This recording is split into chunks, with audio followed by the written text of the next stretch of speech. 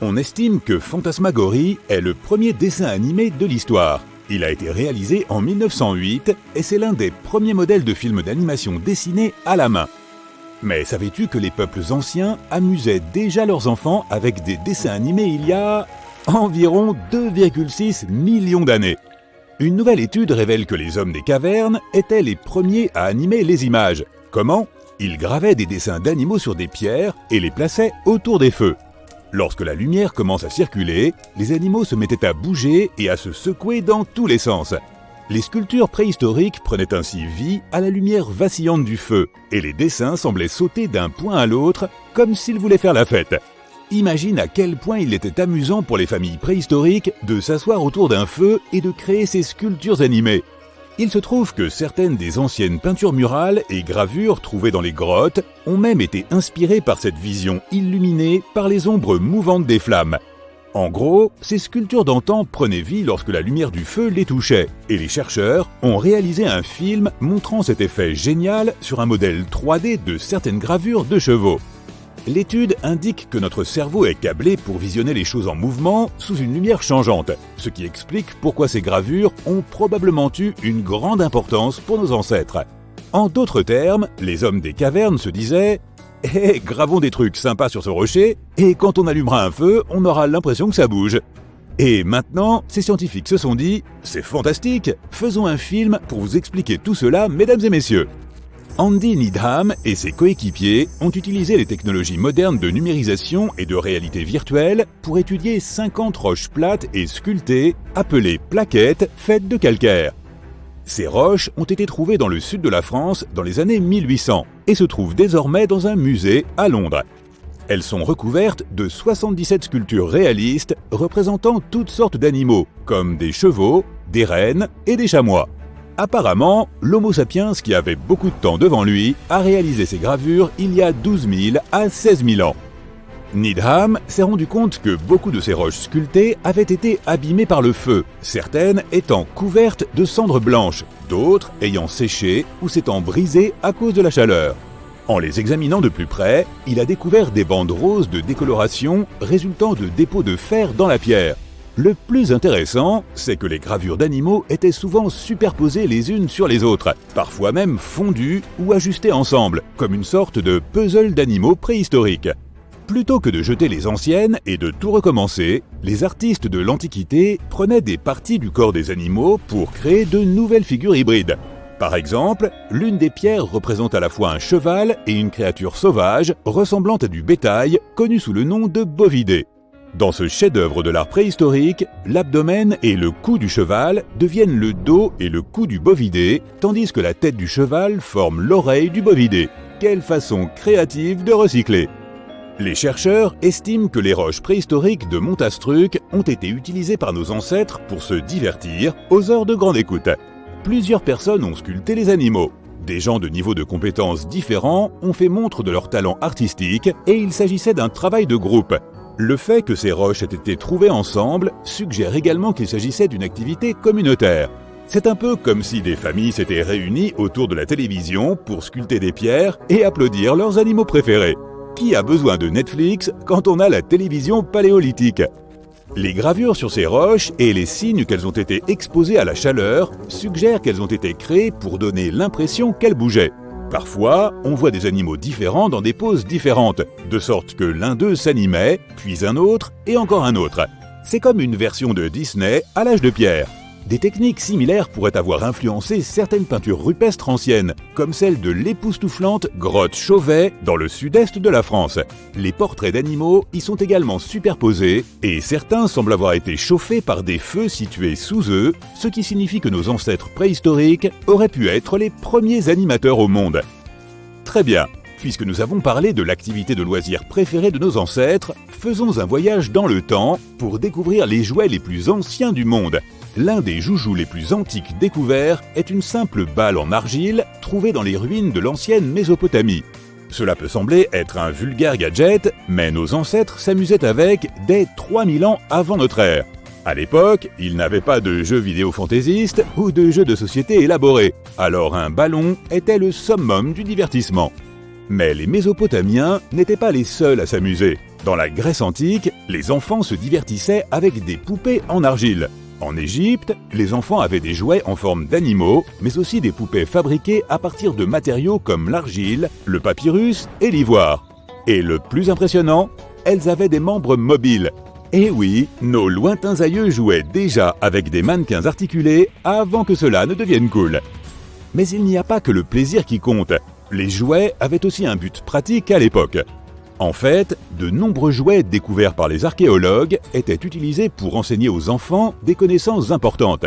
Par exemple, les petits Égyptiens manipulaient des poupées qui avaient la forme de docteurs, ce qui les aidait à se familiariser avec la médecine et les soins de santé. Et n'oublions pas les jouets qui servaient à former les futurs guerriers. Dans la Chine antique, les enfants jouaient avec des chevaux et des chars miniatures, ce qui les aidait à se préparer à une vie de combat. En voilà une chouette manière de prendre une longueur d'avance pour ta carrière. Passons maintenant aux jeux primitifs qui existent depuis plus de 5000 ans. Le plus ancien jeu de société s'appelle Sénet et a été découvert dans d'anciennes tombes égyptiennes. C'est un peu un croisement entre les échecs et le backgammon, et il était si populaire qu'on y a joué pendant plus de 2000 ans. Voilà un jeu qui tient la route. Mais n'oublions pas les jouets pour les tout-petits. Les archéologues ont trouvé d'anciens hochets et sifflets qui étaient utilisés pour divertir les membres les plus jeunes de la famille.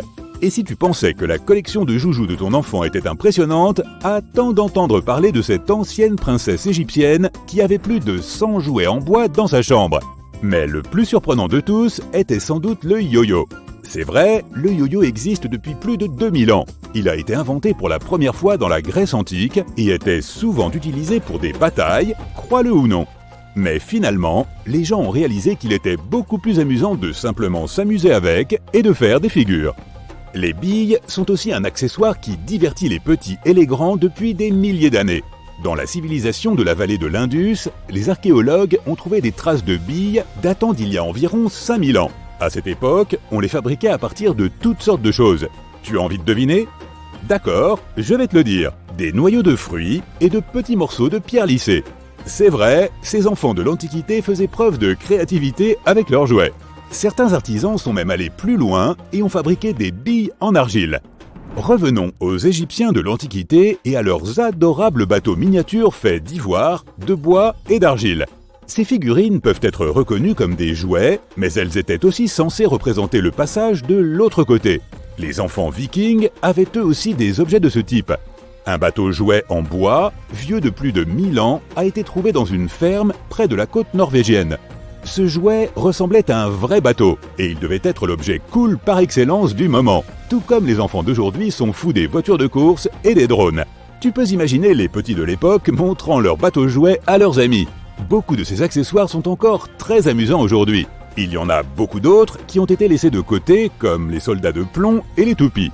Dis, une question. Tu souhaiterais en savoir plus sur les jouets anciens ou sur les gadgets des débuts du cinéma ? Un énorme train file à toute vitesse sur les rails. S'effreint Chris. Dans quelques secondes, ce bélier d'acier de 1000 tonnes va s'écraser sur un autobus en arrêt sur le passage à niveau. Seul un miracle peut sauver les passagers. Mais attends, qu'est-ce que c'est que ça ? Quelques instants avant la collision, une silhouette humaine apparaît. Elle s'envole de la montagne voisine avec un jetpack dans son dos. Son corps est protégé par un exosquelette. Sa combinaison, semblable à l'armure d'un chevalier, la rend incroyablement forte. Elle atterrit devant le train et appuie ses mains dessus. L'exosquelette absorbe l'impact. Les roues crissent sur les rails dans un bruit assourdissant. Et, à quelques mètres du bus, le train s'arrête enfin. Les portes du bus ne fonctionnent pas. Les gens ne peuvent pas en sortir. Le héros sort un sabre laser de sa ceinture et découpe un rectangle dans l'acier.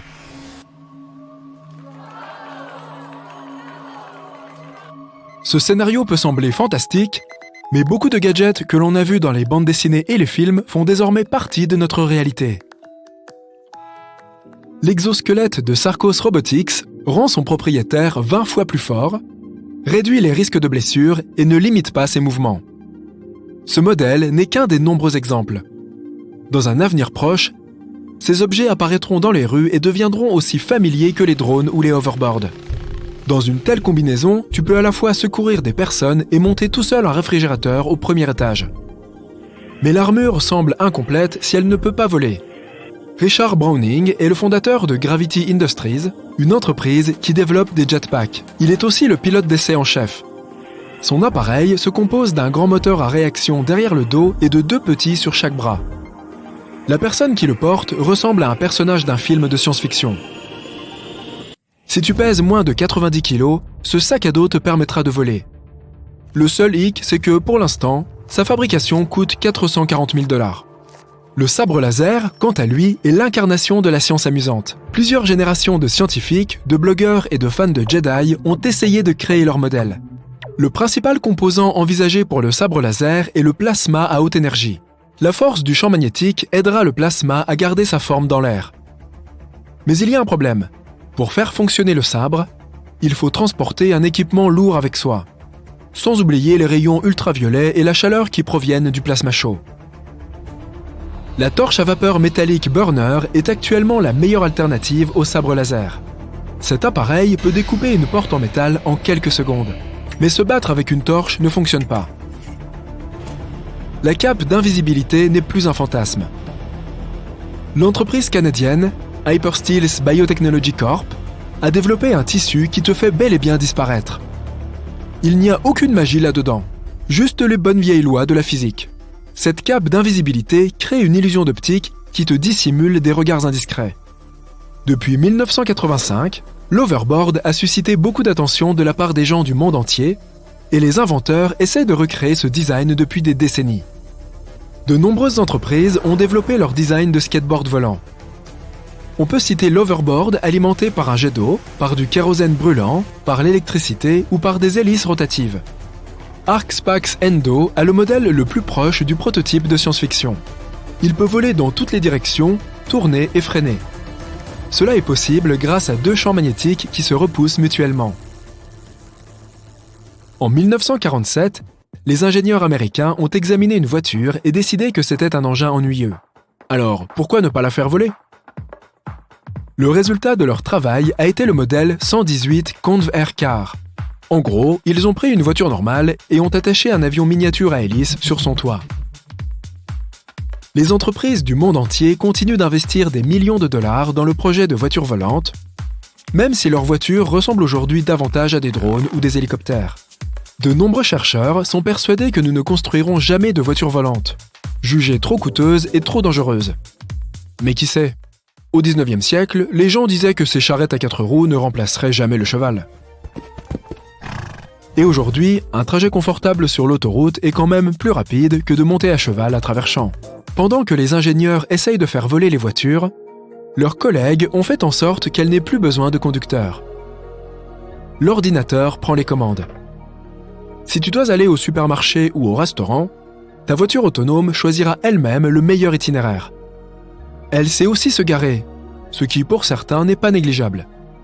La voiture distingue les autres usagers de la route grâce à des capteurs, des caméras vidéo et de puissants processeurs informatiques. Elle remarque les feux de signalisation et les panneaux routiers. Le projet Robotaxi est l'un des plus prometteurs dans ce domaine. Très probablement, dans les 10 à 20 prochaines années, les auto-écoles appartiendront au passé. Pendant des milliers d'années, les peuples anciens se sont assis au coin du feu et ont regardé le ciel étoilé. Notre civilisation a déjà voyagé dans l'espace, mais il y a toujours plus de questions que de réponses. En 60 ans, nous avons envoyé 600 astronautes dans l'espace. Parmi eux, 7 personnes sont des touristes qui ont visité la Station spatiale internationale. Mais pour avoir le privilège d'admirer notre planète d'une hauteur de 400 km, il faut débourser 50 millions de dollars.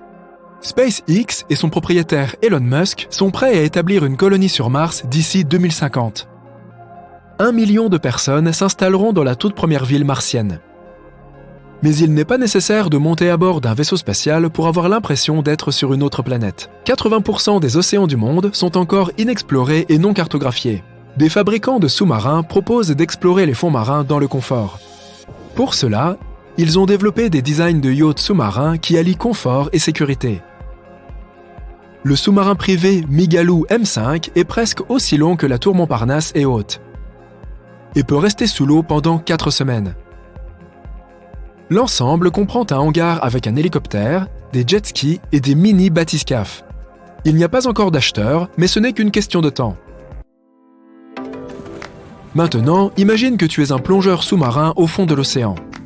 Il fait noir tout autour de toi, mais ta lampe de poche peut régler le problème. Tu respires un liquide qui remplit ton casque jusqu'aux yeux. Quoi ?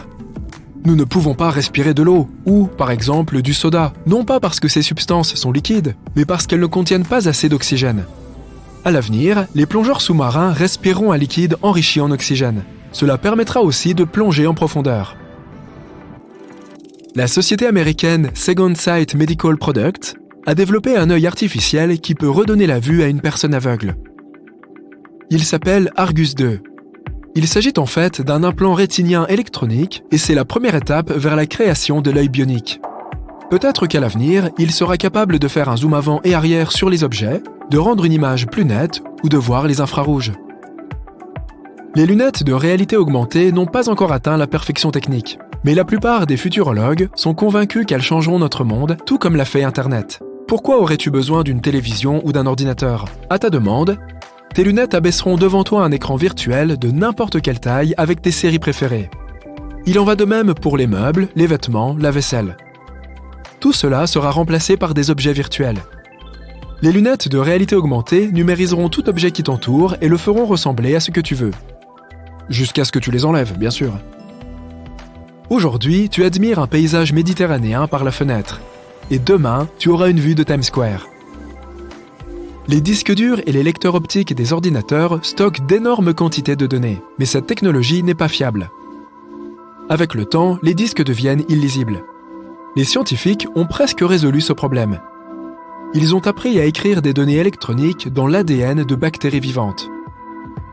Les processus biologiques ont lieu à l'intérieur de chaque cellule vivante. Les scientifiques ont réussi à les programmer en utilisant des méthodes de systèmes informatiques. Les nanorobots apparaîtront dans les 10 prochaines années. Dans les films et les bandes dessinées, les méchants sont le plus souvent associés à cette technologie. Dans le monde réel, les nanorobots seront utilisés en médecine. Chaque robot n'est pas plus grand qu'une molécule. En lançant une flopée de nanorobots dans le corps humain, les médecins pourront surveiller la santé et l'état physique de leurs patients. Et le must avec les nanorobots, c'est qu'ils peuvent être imprimés en 3D. Cloner un dinosaure peut sembler être une mauvaise idée dans les films, mais les vrais scientifiques disent que ce n'est même pas une option possible. Les gènes peuvent être utilisés pour le clonage s'ils n'ont pas plus d'1 million d'années. Or, les dinosaures ont disparu il y a 65 millions d'années. Mais il y a d'autres animaux. Il y a une forte probabilité que les mammouths réapparaissent sur Terre dans les 50 prochaines années, ainsi que les rhinocéros laineux et même les tigres à dents de sabre. Les scientifiques prévoient d'implanter du matériel génétique d'animaux disparus dans l'ADN d'animaux existants. Éléphants, rhinocéros et tigres. Dans les films de science-fiction, on voit souvent des vaisseaux spatiaux et des stations qui tirent des faisceaux colorés dans l'espace pour attirer d'autres vaisseaux. Des scientifiques australiens ont réussi à créer un tel rayon, sauf qu'il est invisible. Leur rayon est capable de capturer et de retenir des atomes flottants dans le vide. Bien sûr, ce ne sont pas encore d'énormes stations spatiales, mais c'est un grand pas dans l'étude de la physique. Les scientifiques ont créé un entonnoir quantique qui permettra d'étudier les atomes et molécules individuelles qui composent tout ce qui nous entoure. À commencer par Van Ant-Man et la guêpe. Grâce à la technologie spéciale des particules de Pym, les héros du film ont pu réduire le vrai van à la taille d'un jouet Hot Wheels. Overboard, retour vers le futur. En 1989, les créateurs du film avaient envisagé que ce type de transport allait exister en 2015. La réalité ne ressemble pas tout à fait au film, mais nous avons un record du monde de vol en overboard. Jetpack, GTA San Andreas. Les dialogues entre les personnages du jeu nous apprennent que le coût pour développer le jetpack, surnommé Black Project, s'élève à 60 millions de dollars. Le personnage principal doit le prendre sur une base fortement surveillée. Balai éclair de feu, Harry Potter et le prisonnier d'Azkaban. Le balai le plus rapide de ce monde magique pourrait accélérer jusqu'à 241 km/h en seulement 10 secondes, presque comme une Bugatti. Tapis volant, 1001 nuits. Sa vitesse maximale est inconnue, mais nous savons qu'il perd ses capacités magiques s'il est abîmé. Carte standard, Mario Kart. Le manuel de Super Mario Kart encourage à faire de la triche pour gagner le jeu avec la phrase suivante: garde toujours un œil sur l'écran de ton adversaire. Light Cycle trône l'héritage. Cette moto existe vraiment et elle est légale dans la rue. Vous pouvez vous en procurer une pour 55 000 $. Moto Speeder Star Wars. Cette machine peut accélérer à 310 miles par heure, plus vite qu'une flèche volante. Pourtant, dans le monde réel, pendant le tournage du film, elle ne roulait qu'à 5 km/h. Ah, la magie du montage! Flash McQueen Cars. C'est quelque chose entre une Ford GT et une Corvette. Le numéro 95 qu'il a sur lui est un œuf de Pâques. Le premier film de Pixar, Toy Story, est sorti en 1995. Le Giga Horse Mad Max Fury Road. Un gros consommateur de carburant, pas très pratique, de l'univers Mad Max avec une puissance de 1200 chevaux. C'est comme deux Lamborghini Hurricanes. La DeLorean Retour vers le futur. La célèbre trilogie sur le voyage dans le temps a rendu cette voiture si populaire que le constructeur a décidé de rétablir sa production au bout de 30 ans. La machine mystère. Scooby-Doo serait certainement effrayé s'il savait que ce genre de camionnette se vendait à près de 60 000 $ de nos jours. La berline rose, les Simpsons. Pendant 28 ans, les créateurs de la série animée ont entretenu l'intrigue sur le type de voiture que possédait la famille. Mais dans un des épisodes, nous avons finalement découvert qu'il s'agissait d'une Plymouth John Carolla 1986. La Batmobile, le Chevalier Noir. Malgré son aspect encombrant, c'est quand même une voiture rapide. Elle peut passer de 0 à 100 en 5,6 secondes. Il y a une version de cette Batmobile qui est légale pour aller dans la rue. Tu peux en avoir une pour $1 million. Le Pursuit Special Mad Max Fury Road. Le dernier des intercepteurs V8 avait un moteur V8 très gourmand en essence. Un vrai luxe dans ce monde dystopique fictif. Chevrolet Camaro Transformers. Lorsqu'elle se transforme en Bumblebee, cette Chevrolet atteint une hauteur de 5 mètres. Les traits de caractère de Bumblebee ont été inspirés de Marty McFly de Retour vers le futur. KITT K2000. La voiture est une Pontiac Firebird fortement modifiée. La principale caractéristique de KITT était l'intelligence artificielle et le nom est un acronyme de Knight Industries 2000. La Black Beauty, le frelon vert. Cette Imperial Chrysler Crown de 1965 avait subi de fortes modifications, mais elle était magnifique et dangereuse. Elle était remplie de tous les gadgets dont un super-héros et son acolyte pouvaient avoir besoin pour combattre le crime. Elle était conduite par nul autre que Bruce Lee dans le rôle de Kato. L'Ectomobile SOS Fantôme. C'était une vieille ambulance Cadillac Miller Meteor de 1959. Toutes les scènes où la voiture a fini à l'envers ont été réelles. La voiture est tombée en panne sur le pont de Brooklyn pendant le tournage. Le Magicobus Harry Potter et le prisonnier d'Azkaban. Ce bus est aussi grand qu'une girafe. Sa hauteur a causé beaucoup de désagréments pendant le tournage. Le bus à 3 étages ne pouvait pas passer sous les ponts. Alors ils ont transformé le 3e étage pour qu'il soit amovible. Le Catbus, mon voisin Totoro. Ce bus vivant se déplace sur 12 pattes. Son intérieur est doux et couvert de poils, et les yeux du chat sont les phares. L'épouvante, maître du monde par Jules Verne. Cette machine amphibie pouvait se déplacer sur Terre, dans les airs, sur et sous l'eau. Sur Terre, elle pouvait atteindre une vitesse de 240 km/h. Dans les airs, 321. Pas mal pour une histoire écrite en 1904. Le chasseur T-70 X-Wing Star Wars. Il peut accélérer à 1000 km/h et se déplacer à 100 mégalumières par heure. Sa conception n'est cependant pas très efficace. Il ne pourrait probablement pas voler dans la vie réelle. Rex Metal Gear Solid. Le nom Rex lui a été donné en raison de son apparence similaire à celle du T-Rex. Le cockpit est dans les mâchoires du dinosaure métallique. Mumac, ou olifant comme on les appelle en occidentalien. Cette créature géante, ressemblant à un éléphant, est comme un tank grâce à sa peau épaisse. Les flèches et les lances ne peuvent pas le traverser. Appa, Avatar, le dernier maître de l'air. Il s'agit d'une créature qui ressemble à un bison volant et accompagne Aang dans ses aventures. Appa est peut-être mignon et doux, mais il est aussi gros qu'un bus scolaire. Marcheur AT-AT, la machine marchande qu'on reconnaît le plus de l'univers Star Wars.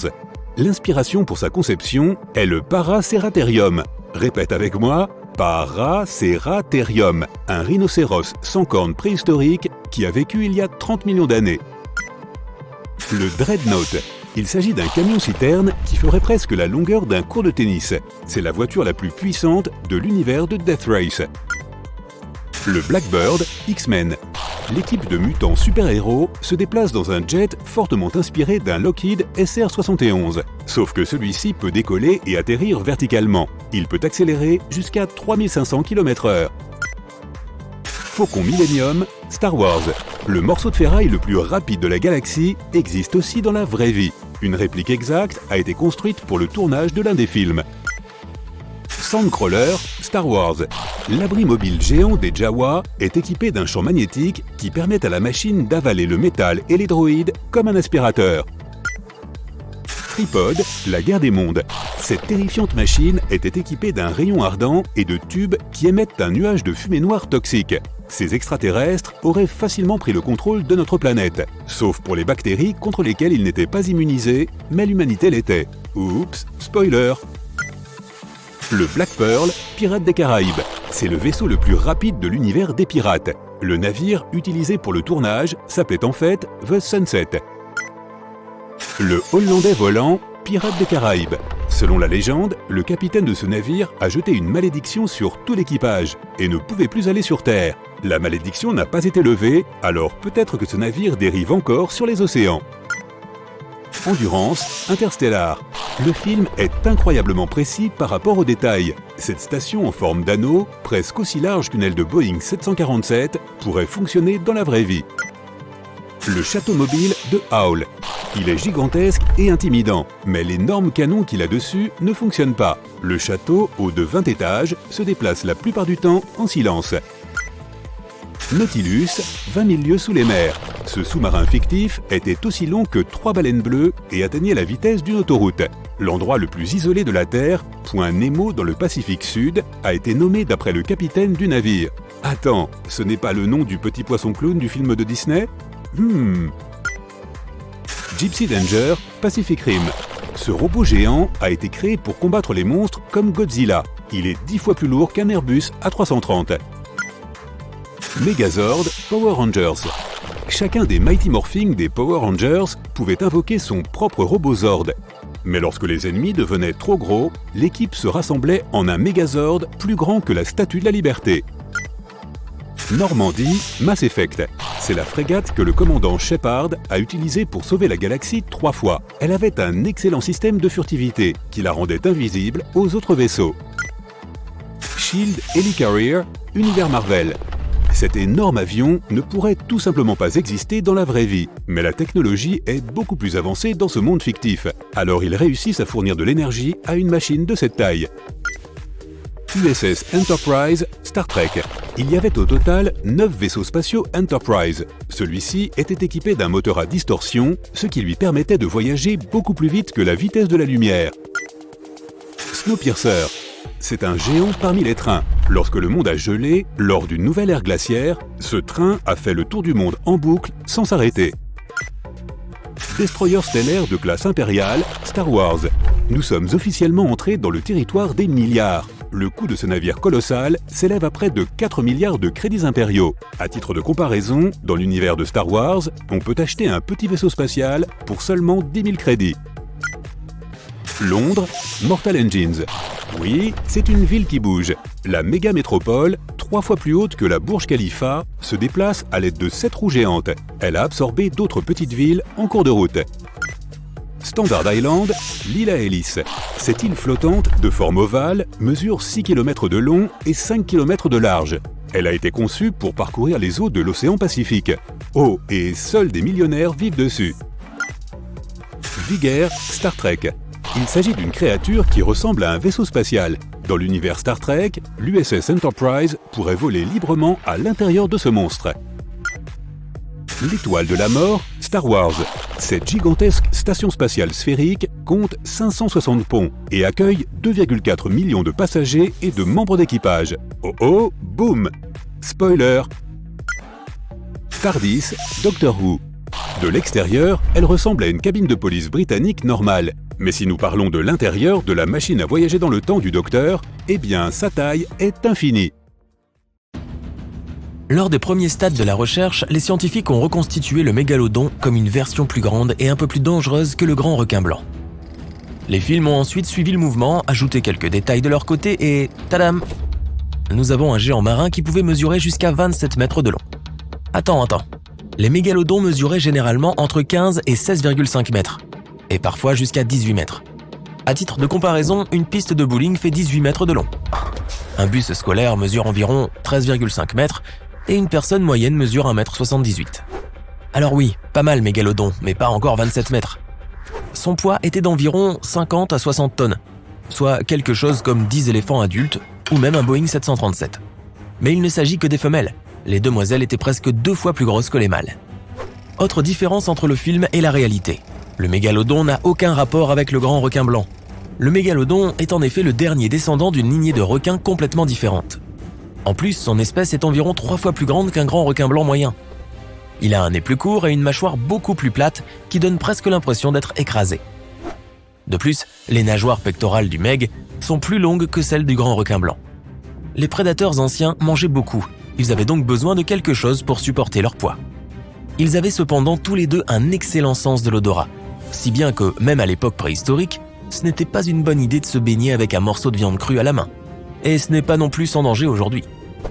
Que le meg se cache quelque part dans les profondeurs, ce que certains pensent encore, ou qu'il ait disparu à jamais, les jeunes cousins seront là à attendre. Par ailleurs, puisque tous deux aiment poursuivre les gros mammifères marins, ils auront certainement des choses à faire ensemble. Enfin, jusqu'à ce que le meg soit de mauvaise humeur et mange accidentellement son ami. On ne sait jamais. Ces gars-là avaient un style de chasse différent. Les grands blancs préfèrent plonger directement vers leur proie et trouver les endroits les plus mous, comme les pattes exposées ou le ventre. Le mégalodon, quant à lui, visait les nageoires et la queue, grâce à ses mâchoires de près de 3 mètres et à ce qui est considéré comme la morsure la plus forte jamais vue, ses dents pouvaient percer presque n'importe quoi. Parfois, une dent entière était retrouvée enfoncée dans l'os d'un animal plus gros, comme une baleine. Sans les parties principales dont ils se servent pour nager, les pauvres animaux marins étaient alors impuissants et incapables de s'échapper. Pourtant, les baleines ne représentaient qu'une petite partie du régime alimentaire du mégalodon. Les phoques, les siréniens, les calmars, les dauphins, les autres requins, le bon vieux meg n'aurait probablement pas dit non à un banc aléatoire de petits poissons nageant dans sa bouche non plus. Rien de mieux qu'un bon snack après un gros et savoureux dîner. Même les tortues géantes n'étaient pas en sécurité dans leur épaisse carapace. Le meg les prenait probablement comme un petit challenge à relever au quotidien. Un régime si varié et en grande quantité, le mégalodon devait manger environ 1130 kg de nourriture par jour. Pas étonnant qu'il dominait l'océan. Près de 300 dents réparties sur 5 rangées et il s'agit de mâchoires acérées qui pouvaient atteindre jusqu'à 18 cm de long. Même son nom signifie « dent géante ». Le mégalodon changeait des milliers de dents au cours de sa vie. Comme les dents de meg n'étaient pas très solides, elles tombaient souvent. Il en recevait alors de nouvelles en 1 ou 2 jours, ce qui lui permettait de poursuivre ses séances de chasse sans être sérieusement interrompu. La même chose se produit chez les requins modernes. De nouvelles dents remplacent celles qui sont endommagées ou usées. La chute de ces dents est la seule chose qui a permis aux scientifiques d'effectuer des recherches sur le mégalodon. Ils en ont trouvé partout dans le monde. Et oui, les mégalodons étaient de sacrés voyageurs. Ils vivaient dans tous les océans et leurs fossiles ont été retrouvés sur tous les continents, sauf l'Antarctique. Quoi, trop froid? Comme leur squelette n'était pas fait d'os, mais de cartilage, les dents sont la seule preuve de leur existence. Elles ont donné aux scientifiques un aperçu de beaucoup de choses, notamment de la taille. Même avec les requins modernes, les scientifiques déterminent leur taille par les dimensions d'une seule dent. Le mégalodon avait la morsure la plus forte de toutes les créatures vivant sur Terre. Ce serait bien marrant de voir l'affrontement entre le meg et, disons, le T-Rex. Malheureusement, ils ont raté l'occasion de se rencontrer et d'établir une amitié durable depuis l'extinction des dinosaures, il y a plus de 60 millions d'années. Le meg, quant à lui, terrifiait tous les habitants des mers et des océans, il y a 23 à 2,5 millions d'années. Où pourrait vivre le mégalodon de nos jours ? Eh bien, il aimerait probablement les endroits où les requins modernes vont aussi, comme la Floride, Hawaï, le Brésil, l'Afrique du Sud ou tout autre paradis tropical. Quand on y pense, ce n'est pas mal du tout. Meg, tu m'emmènes avec toi ? Le meg n'avait pas de concurrence sérieuse ou d'ennemi naturel, mais ses petits étaient trop faibles pour se défendre. C'est pourquoi le prédateur suprême devait choisir des eaux chaudes, peu profondes et sans courant fort pour élever ses bébés. Ceux-ci d'ailleurs mesuraient environ 2 mètres de long. Pas tout à fait minuscules eux-mêmes. Les scientifiques ont en fait trouvé certaines dents de leurs petits, Il semble donc qu'une partie de leur zone de reproduction se trouvait sur la côte du Panama. Et ça remonte à 10 millions d'années. Bon, il est temps de faire connaissance avec l'un des rivaux potentiels du mégalodon, le puissant cachalot. D'une longueur de 13,5 à 18 mètres, sa taille en fait un adversaire puissant.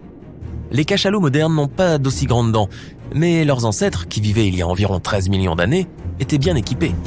La plus grande dent trouvée mesurait 12,7 cm de large et 35,5 cm de long. C'est un peu comme la plus grande bouteille de soda qui existe. Cela ferait un combat intéressant. Nous parlons ici de ce prédateur marin géant, mais ce n'est pas le seul animal ancien intrigant qui a voyagé dans les océans.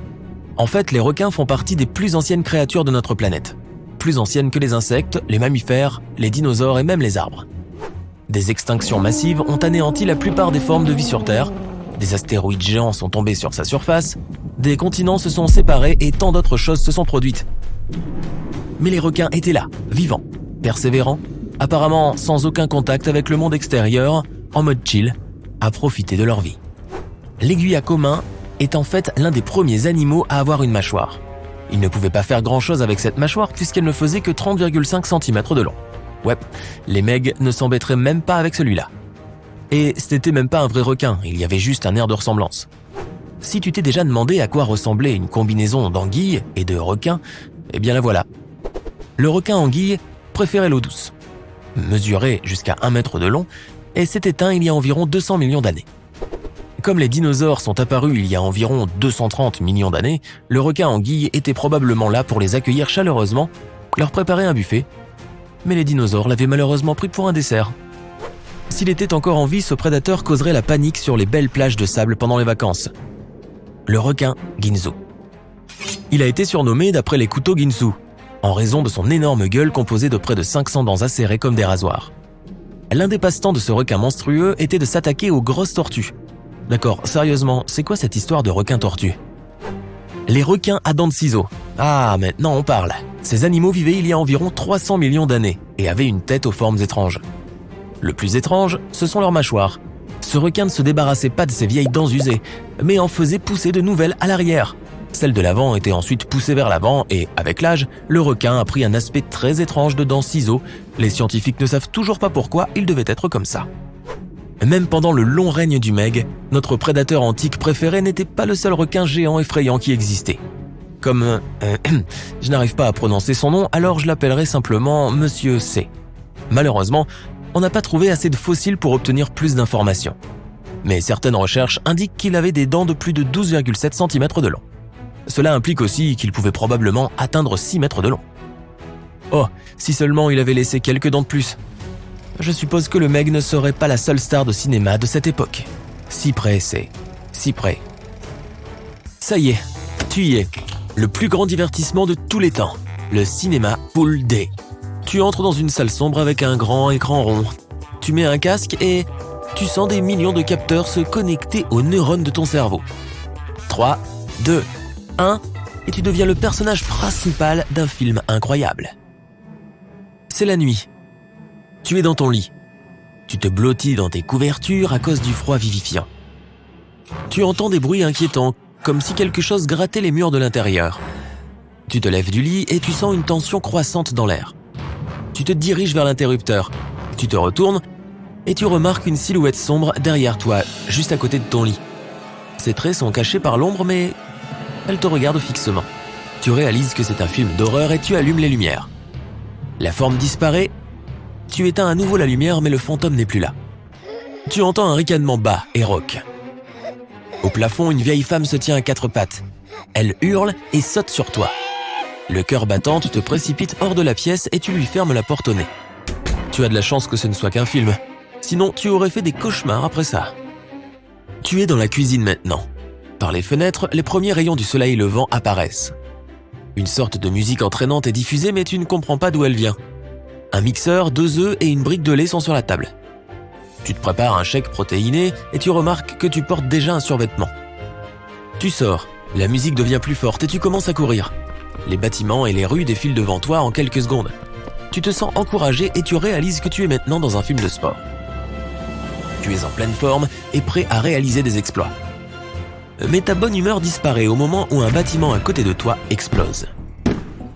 Tu es projeté sur le côté mais tu restes parfaitement indemne, comme un héros de film d'action.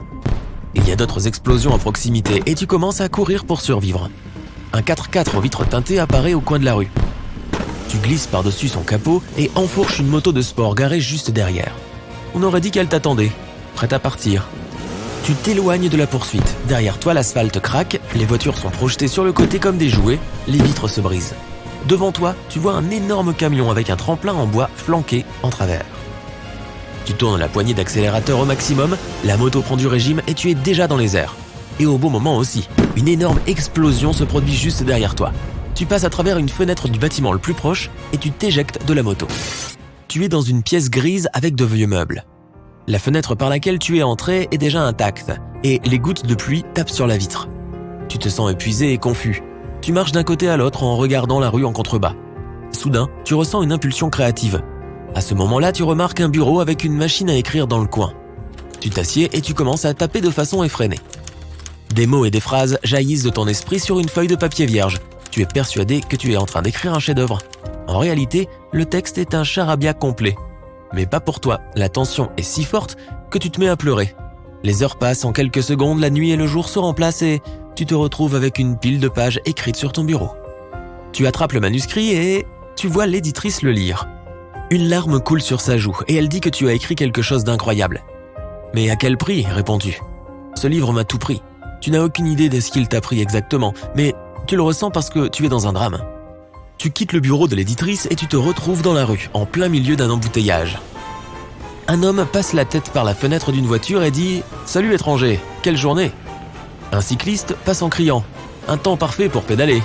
Tu te surprends à répondre « Je ne sais pas qui sont ces gens, mais c'est génial, et je suis partant. » Il s'avère que tu as une belle voix.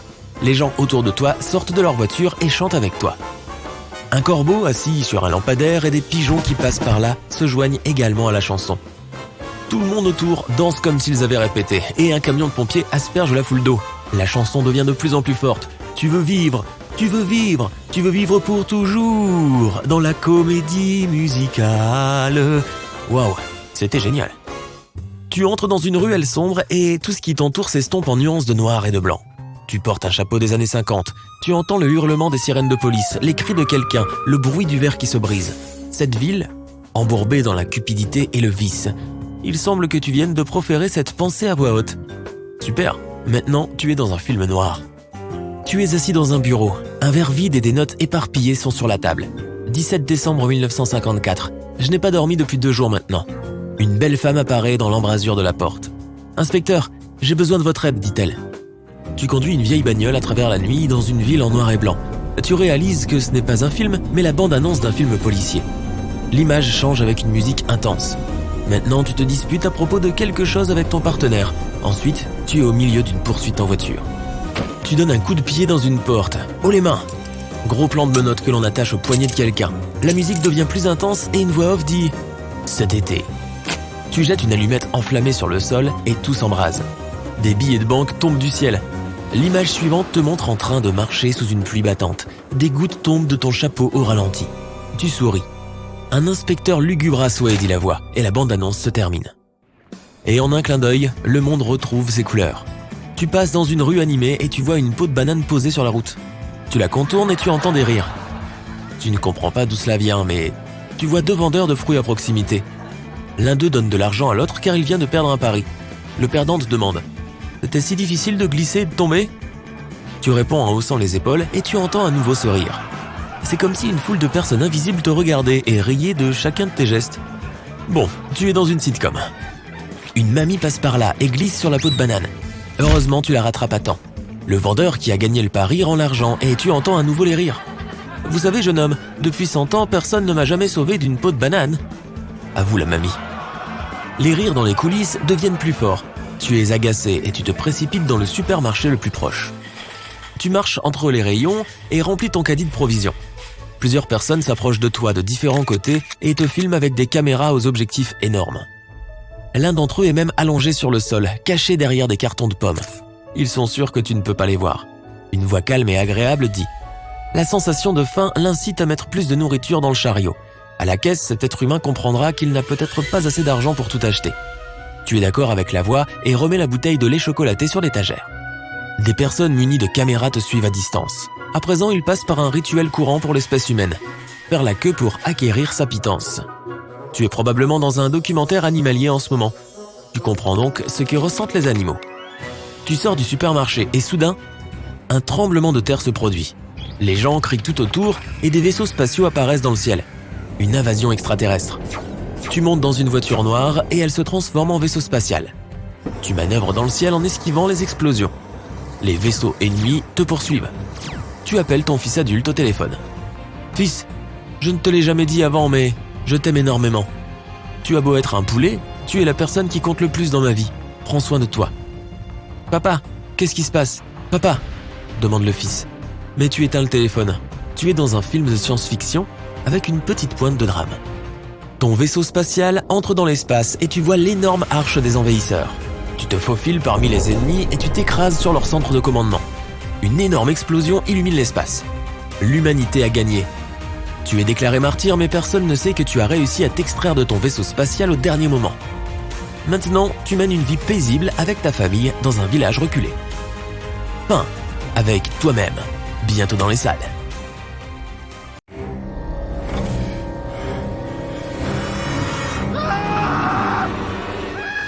Fans de cinéma et d'épouvante, on t'a concocté le défi ultime des films d'horreur.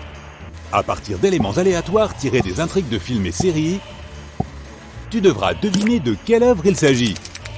N'oublie pas de noter tes résultats sur une feuille en te donnant un point par bonne réponse. C'est parti! Dans ce film, les personnages principaux et leurs enfants sont accompagnés de 4 bustes dédicacés pendant qu'ils cherchent un mausolée. De quel film s'agit-il? Voici un indice supplémentaire. Il contient le mot « hanté ».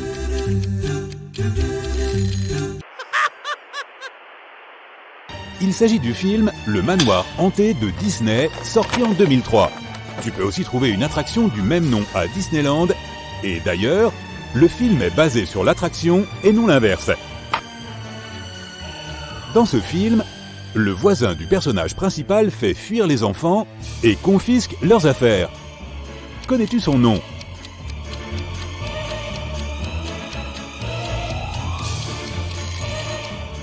C'est le film d'animation de 2006, Monster House.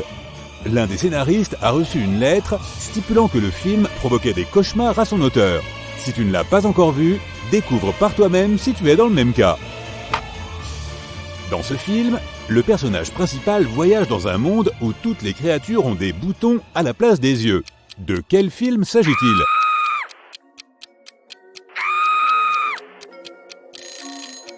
Il s'agit du film en stop-motion de 2009, Coraline, basé sur le livre de Neil Gaiman du même nom. Si tu ne l'as pas encore vu, voici un petit conseil. Ne te laisse pas tromper par le fait qu'il s'agit d'un film d'animation. Réfléchis bien avant de le regarder, car il te donnera assurément la chair de poule. Dans ce film, un zombie tombe amoureux d'une jeune fille humaine et fait tout ce qu'il peut pour la protéger. Tu as trouvé?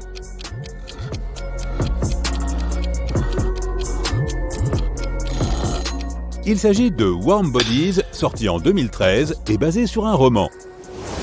Au fait, c'est aussi une comédie romantique, donc tu peux le regarder le jour de la Saint-Valentin. Parfait pour les partenaires ayant des goûts cinématographiques différents. Connais-tu le nom de ce film dans lequel David Bowie vole un bébé?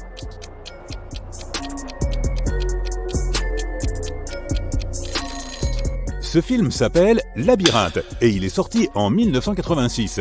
Comme c'est un vieux film, ne t'en veux pas trop si tu ne le connais pas. Mais David Bowie y chante avec des marionnettes, donc ce serait dommage de passer à côté. Là, ce n'est pas un film, mais une mini-série dans laquelle l'un des personnages porte une théière sur la tête et a une grenouille de compagnie. Connais-tu son nom?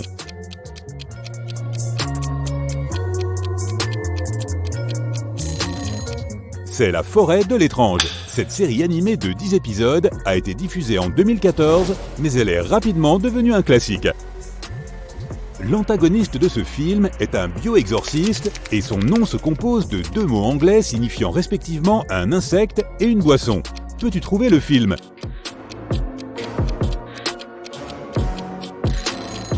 Il s'agit du film Beetlejuice de Tim Burton, sorti en 1988. Et voici une bonne nouvelle pour ses fans.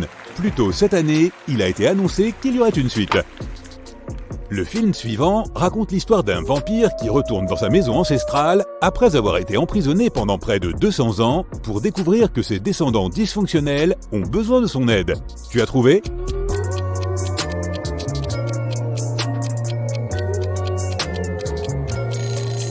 C'est encore un film du réalisateur gothique Tim Burton. Il s'appelle Dark Shadows et il est basé sur un feuilleton télévisé du même nom. Dans ce film, un garçon doit lever la malédiction d'une sorcière vieille de 300 ans pour sauver sa ville malgré le fait que tous les habitants pensent qu'il est fou. Quel est ce film ? Il s'agit du film d'animation en stop-motion de 2012, L'étrange pouvoir de Norman, qui a d'ailleurs été produit par la même société qui a réalisé Coraline. Dans ce film, un garçon est transformé en souris par le chef d'une assemblée de sorcières. Connais-tu son nom ?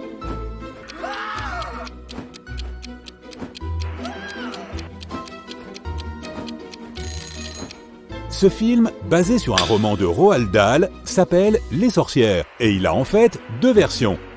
La première a été tournée en 1990 et la seconde en 2020. Donne-toi un point supplémentaire si tu connaissais cette information. Dans ce film, un garçon doit raconter des histoires effrayantes à une sorcière tous les soirs pour survivre. Tu as trouvé ?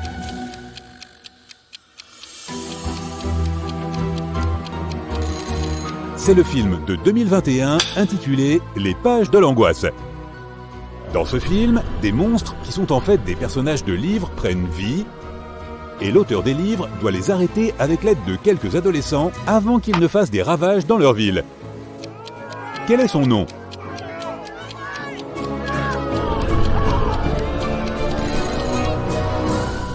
Il s'agit du film de 2015, Chair de poule, le film basé sur la série de livres d'horreur du même nom, écrite par Robert Lowenstein. Nous voici au numéro 13. Il est temps de monter d'un cran sur le compteur de l'effroi. Dans ce film, un groupe de moniteurs essaie de rouvrir un camp d'été abandonné au passé sinistre. Quel est son nom ?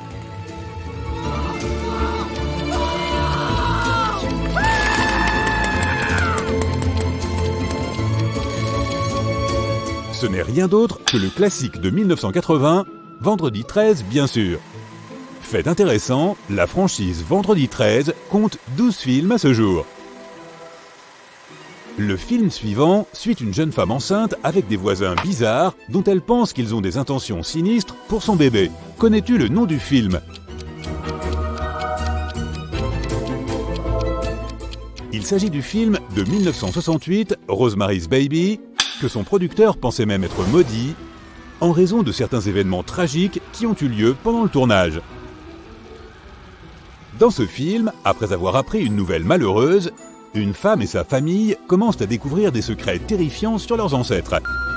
Un peu vague, mais tu dois pouvoir trouver si tu es un vrai fan d'horreur.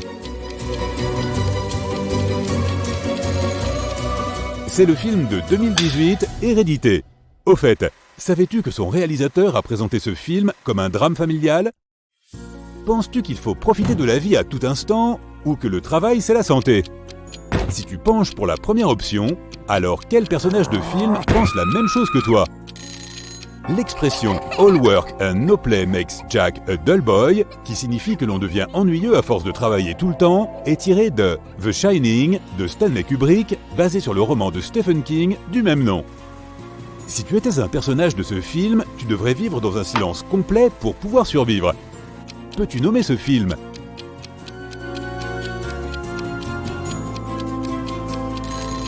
Il s'agit du film post-apocalyptique de 2018, Sans un bruit, qui a eu une suite sortie en 2021.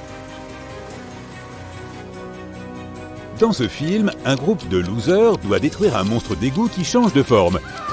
Quel est ce film ? Il s'agit du film Ça de 2017. Tout comme The Shining, c'est aussi une adaptation d'un roman de Stephen King. Voici une autre mini-série qui raconte l'histoire de 5 frères et sœurs qui doivent finalement fuir la maison qu'ils essayaient de rénover. De quelle série s'agit-il ?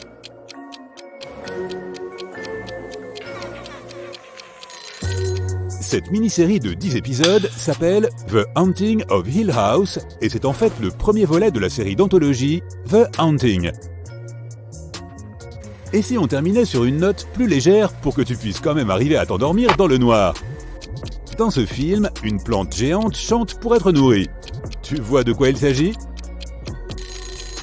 C'est La Petite Boutique des Horreurs qui a été adaptée d'une comédie musicale de Broadway, elle-même adaptée du film de 1960 du même nom. Et maintenant, voyons tes résultats. Si tu as entre 0 et 5 points, tu es un fantôme car on ne te voit pas beaucoup dans les salles de cinéma. Si tu as entre 6 et 10 points, tu es un zombie car tu es lent quand il s'agit de voir les films.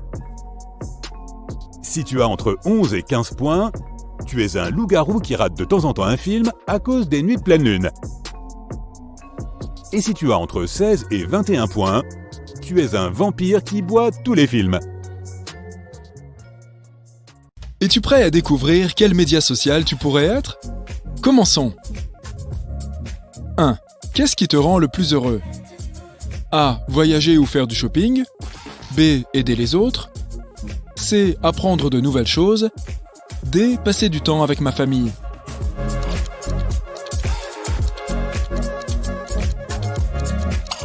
L'option A te rapporte 30 points, l'option B te vaut 20 points, l'option C te donne droit à 10 points et l'option D à 40 points. Combien de temps peux-tu survivre sans ton téléphone? A. 10 secondes. B. Des années, je n'y suis pas du tout attaché. C. Le temps qu'il faut pour qu'une nouvelle notification apparaisse. D. Je le vérifie une fois par heure et je me sens bien.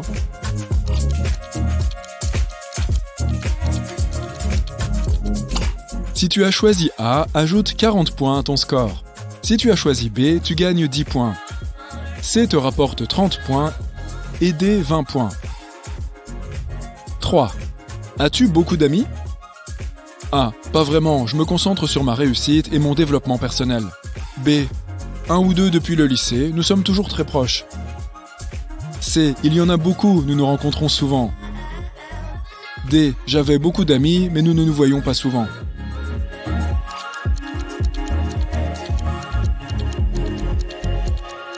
A te rapporte 20 points, B te vaut 30 points, C te donne droit à 40 points, D te fait gagner 10 points. 4. Tu as reçu ton premier très gros bonus. Comment vas-tu le dépenser? A. Le sac ou la montre de marque que je convoite depuis des mois. B. Je prévois un voyage quelque part pour ma famille. C. Je l'investirai dans quelque chose pour faire fructifier cet argent. D. Je le donnerai à une association caritative.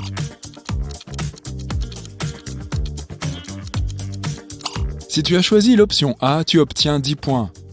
As-tu choisi l'option B? Elle vaut 40 points. C te rapporte 20 points. D vaut 30 points. 5. Suis-tu les actualités sur la vie des célébrités? A. Non, je ne m'en soucie pas vraiment et je ne l'ai jamais fait. B. Seulement quand le titre est super accrocheur. C. Absolument, je dois être au courant des derniers potins. D. Il y a quelques célébrités que j'aime et que je suis en ligne.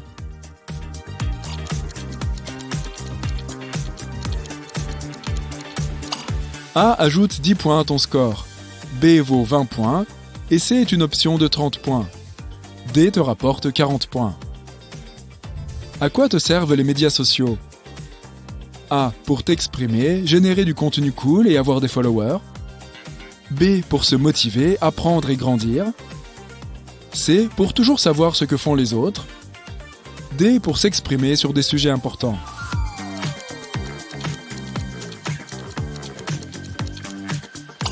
Si tu as choisi A pour cette question, tu obtiens 20 points. B vaut 30 points. Si tu as choisi C, ajoute 40 points à ton score et D vaut 10 points. Si tu étais un personnage de film, tu serais A. Une princesse qui attend d'être délivrée de sa tour. B. Un super-héros qui sauve le monde. C. Un méchant qui fait peur à tout le monde, mais qui devient bon à la fin. D. Un lapin mignon aux yeux immenses.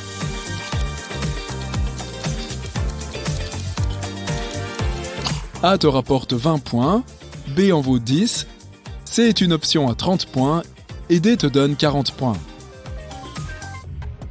8. Que fais-tu le matin à la première heure? A. Je consulte mes réseaux sociaux bien sûr. B. Je bois un verre d'eau et je fais un peu d'exercice. C. J'envoie un message de bonjour à tous mes chats de groupe. D. Je vais me promener.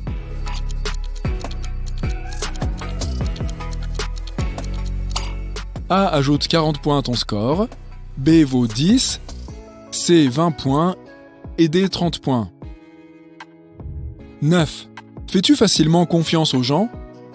A. Assez facilement, ils ne m'ont jamais laissé tomber. B. Il faut au moins 1 an pour faire vraiment confiance à quelqu'un. C. Je ne fais confiance à personne du tout. D. Si un de mes proches me dit que tu peux faire confiance à cette personne, je le crois.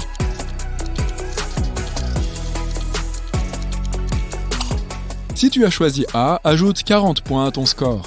B te rapporte 20 points, C vaut 10 points, et D est une option à 30 points. 10. Réponds-tu aux messages et aux commentaires des inconnus? A. J'ai des comptes privés et seuls les amis peuvent envoyer des messages ou des commentaires. B. Non, je les bloque immédiatement. C. Oui, si c'est quelque chose de significatif et d'amical. D. Bien sûr, j'aime me disputer en ligne.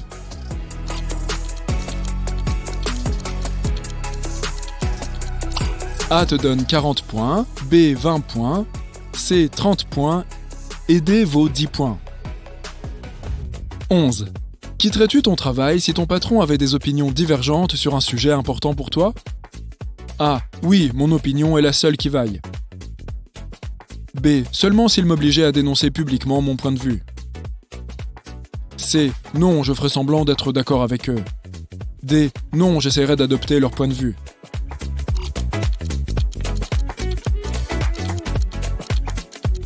L'option A te rapporte 10 points, B 20 points, C 30 points et D 40 points. 12. Maintenant, ouvre les paramètres de ton téléphone et dis-moi ce qui prend le plus de place dans la mémoire. A. Les photos. J'ai 2000 photos de seulement mon chat. B. Les vidéos. Je dois encore les éditer et les poster. C. Les applications de messagerie. D. Les jeux.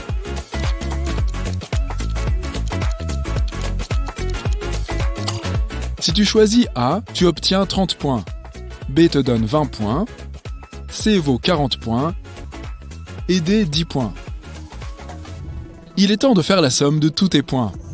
Si tu as obtenu entre 120 et 190 points, tu es Twitter. Tu as une opinion sur tout et tu n'as pas peur de la partager avec les autres. Lorsque quelqu'un n'est pas d'accord avec toi, tu es heureux de lui expliquer pourquoi tu as raison. Tu ne céderas pas, même s'il s'agit de quelqu'un qui a plus d'autorité que toi. Tu aimes apprendre les nouvelles d'abord et tu penses qu'aucune information n'est inutile. Tu as de l'esprit et tes blagues sont intelligentes et sophistiquées.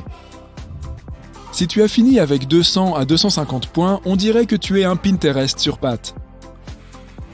Tu as beaucoup de goût et tu aimes embellir le monde qui t'entoure, du fond d'écran de ton téléphone à ton jardin.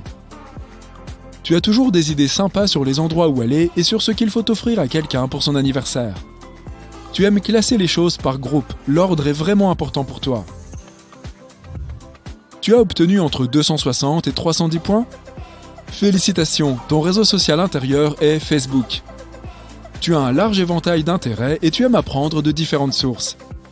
Tu consacres beaucoup de ton temps et de ton âme à rester proche des autres. Tu trouves toujours un mot gentil pour tout le monde et tu te préoccupes sincèrement de leurs problèmes. Les gens te demandent souvent des conseils ou partagent simplement avec toi parce qu'ils savent que tu sais écouter et que tu as une grande expérience de la vie. Si tu as entre 320 et 370 points, il semblerait que tu serais Instagram si tu étais venu au monde sur un réseau social. Tu ne dis jamais non à une occasion d'aller dans un nouvel endroit ou chez de nouvelles personnes et de prendre un selfie avec elles, bien sûr. Tu apprends par le visuel et tu te sens plus heureux quand tu vois quelque chose de beau ou de mignon. Tu aimes aussi savoir ce qui se passe dans la vie des autres et tu ne te lasses jamais de voir leur choix de petit déjeuner. Ceux qui ont obtenu entre 380 et 430 points, mettez vos mains en l'air et sautez en avant. Maintenant, ne bougez plus. Oui, nous filmons ici une danse TikTok car c'est ton réseau social intime. Tu es plein d'énergie, tu aimes la vie rapide et tu ne t'accroches pas trop au passé. Tu es assez courageux pour expérimenter de nouvelles approches et de nouveaux formats. Tu apprends vite et si quelqu'un n'arrive pas à aller droit au but instantanément, tu t'ennuies facilement. Si tu as atteint la ligne d'arrivée avec 440 à 490 points, LinkedIn est le réseau social qui correspond à ta personnalité. Tu es orienté vers un but et tu sais exactement ce que tu veux. Tu considères les autres personnes comme des connexions potentielles utiles pour ta carrière. Tu aimes travailler en réseau, mais tu ne partages jamais rien de personnel. Il est plutôt difficile pour toi de laisser les gens se rapprocher, et tu ne peux te montrer sous ton vrai jour qu'à tes vieux amis. Tu aimes analyser les choses et faire des plans. Si tu as entre 500 et 550 points, tu aimes tellement regarder des vidéos que YouTube est en quelque sorte ton deuxième moi. Tes centres d'intérêt sont variés et tu es tout aussi enthousiaste à l'idée de découvrir comment construire une cabane en rondin qu'à celle de savoir pourquoi il y a des petits triangles au-dessus de certaines fenêtres dans l'avion. Tu trouves du réconfort dans les voix de tes vlogueurs préférés et tu aimes suivre des instructions. Tu as un excellent esprit d'équipe et la communauté compte beaucoup sur toi. Ceux qui ont obtenu plus de 550 points, quel était ce bruit? On dirait que tu as reçu un nouveau message sur WhatsApp. C'est ton genre de média social puisque tu es super communicatif et que tu aimes partager littéralement tout avec ta famille et tes amis. Tu te sens mal à l'aise lorsque tu n'as pas accès à ton téléphone pour une raison ou une autre. Tu t'inquiètes beaucoup pour tes proches et tu as besoin d'entendre leur avis avant de prendre une quelconque décision dans la vie. Puisque l'IA est en train de conquérir le monde, y a-t-il un meilleur moyen d'en profiter que de s'amuser un peu ?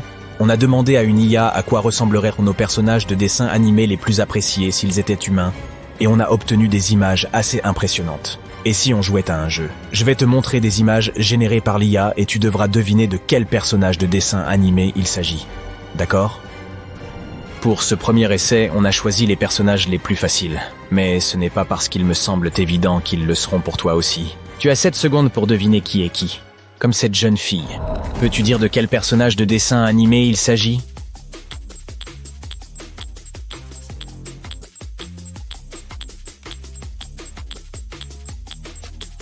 Le sac à dos, c'est Dora l'exploratrice, bien entendu. Et celle-ci?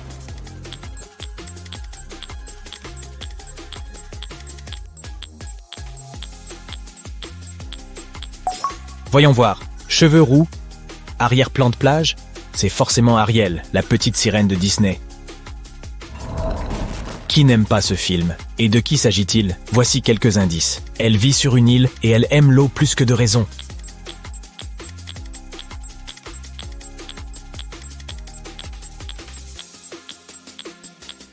C'est Moana. Je crois que je la connais.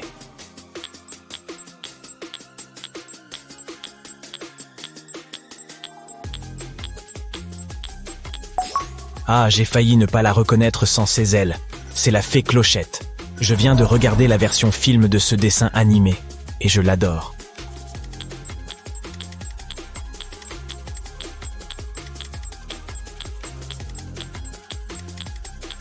Au cas où tu ne l'aurais pas deviné à la tenue qu'il porte, il s'agit d'Aladin. Je sais qu'il fait partie d'une famille.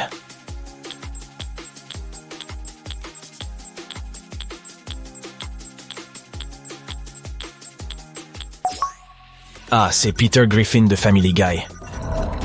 Qu'en est-il de ce beau gosse?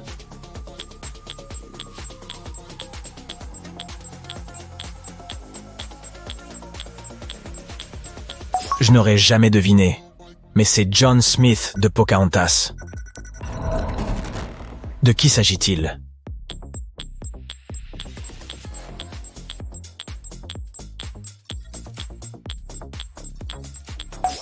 Je savais bien que c'était Bart Simpson. Voici une devinette pour toi. Elle chante pour les oiseaux et elle a 7 meilleurs copains.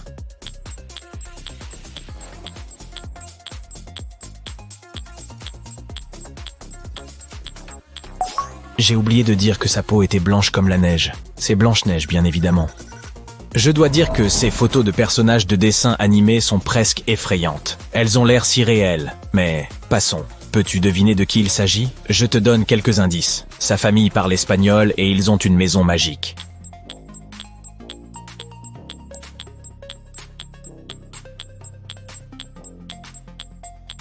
C'est Isabella Madrigal. Sais-tu qu'Idina Menzel est la voix de ce personnage?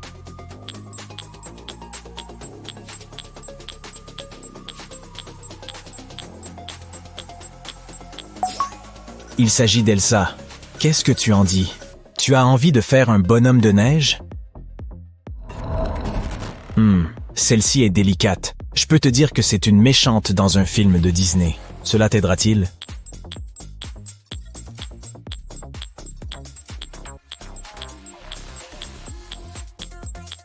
C'est Lady Tremaine, la méchante belle-mère de Cendrillon. Ok, rendons les choses un peu plus difficiles. Tu as 7 secondes pour trouver les prochains personnages. Ce mec ressemble à un savant fou.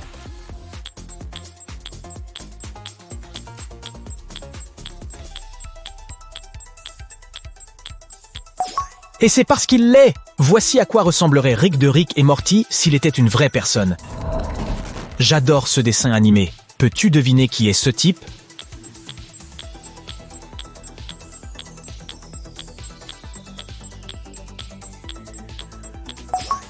C'est Fred, de Scooby-Doo.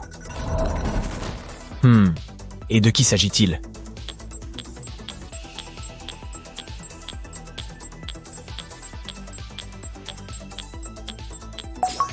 Qui se souvient de Kim Possible? C'est elle. Oh, un chien. Voyons voir, ce n'est pas un dalmatien. Quels sont donc les autres chiens célèbres de dessins animés que nous connaissons et adorons?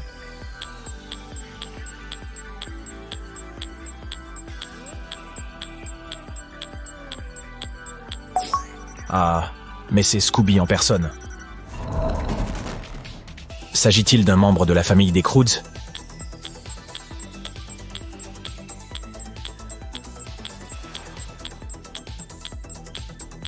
Cela pourrait être le cas, mais non, c'est Fred Pierre à Feu. Les boomers, eux, le savent. Et qui est-ce?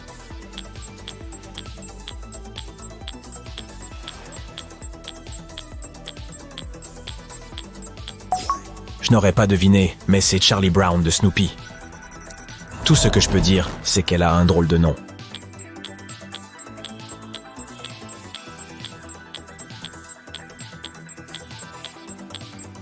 C'est Olive Oil, la copine de Popeye. Est-ce que tout le monde mange bien ces épinards? Ce type semble faire partie du casting de Captain Fantastic.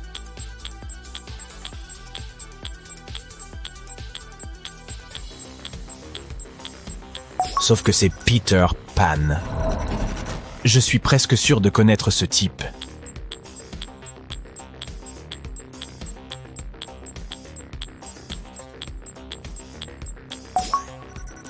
C'est Ned Flanders des Simpsons. Dis-moi, peux-tu chanter avec toutes les couleurs du vent?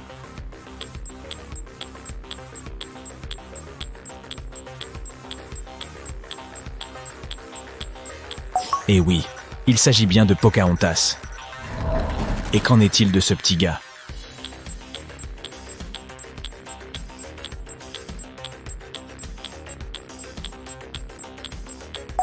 C'est Eric de la Petite Sirène. Oh, attends, qu'est-ce que cette photo de Ryan Gosling en Ken fait ici? Désolé, tout le monde. Ce n'est pas de l'art généré par l'IA, c'est juste un film. Bon, et peux-tu deviner qui est cette rousse?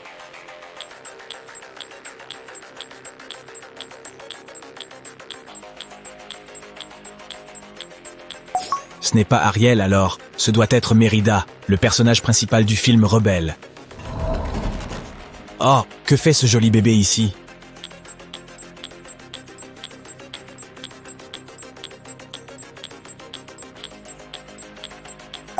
C'est Maggie Simpson. Cette personne ressemble à un mélange de Britney Spears et de Reese Witherspoon. Qui pourrait-elle être?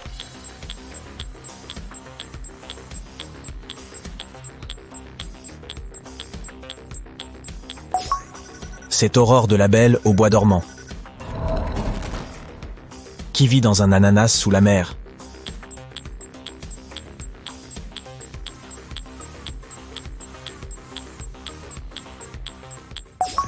Bob l'éponge. Voici à quoi il ressemblerait s'il était humain. Voici un indice. Ce personnage vit sur Pandora.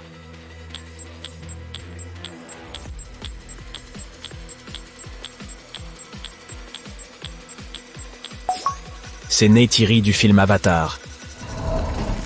Cette fille a un cricket de compagnie.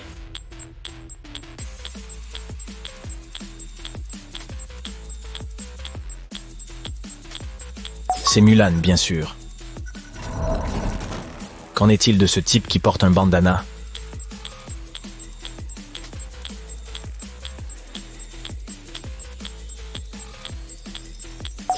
Je sais, Hercule. J'ai failli ne pas le reconnaître sans Pégase, son cheval volant. Elle est jolie, ou devrais-je dire, elle est belle?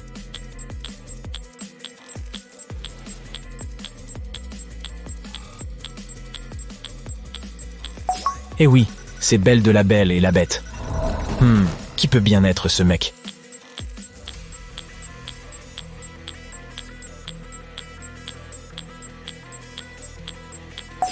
Tarzan? Oh, je n'aurais pas deviné. Il a l'air si urbain. Qui est ce type à la barbe rose?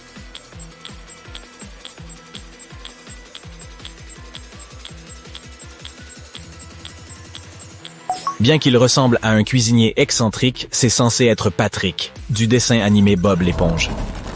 Et cette femme qui ressemble à une fée?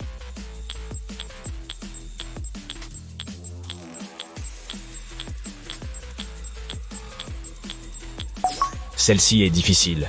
C'est Joie du dessin animé vice-versa. J'ai l'impression de le connaître.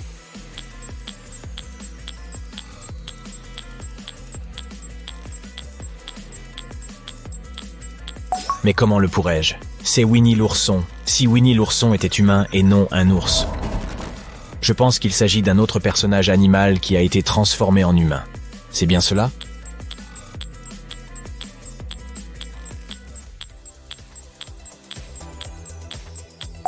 Oui, c'est Garfield. Et ce marin?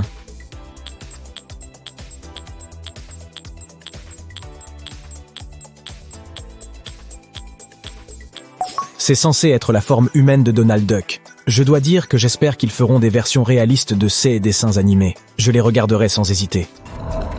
Ah, un grand-père. De quel film est-il tiré?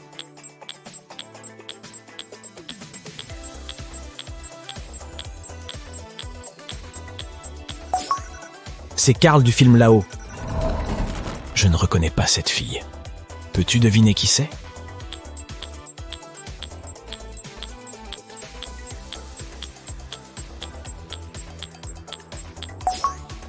Ah, c'est un mignon. Si les mignons étaient humains, c'est à la fois chou et effrayant. Qu'en est-il de ce petit bonhomme? Je te donne un indice, c'est un personnage de Disney, et il adore manger du fromage.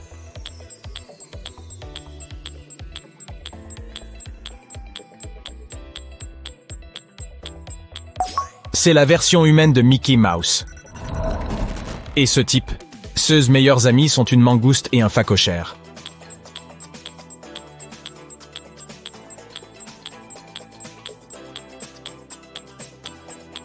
C'est censé être Simba. Hakuna Matata, mes amis. Que dire de ce personnage? Elle est très élastique.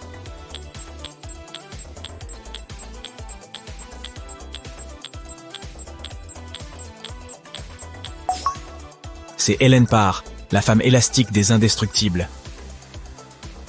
Je crois que c'est ma préférée. Elle ne se souviendra même pas de ton nom quelques secondes après t'avoir rencontré. Oh, et elle parle baleine.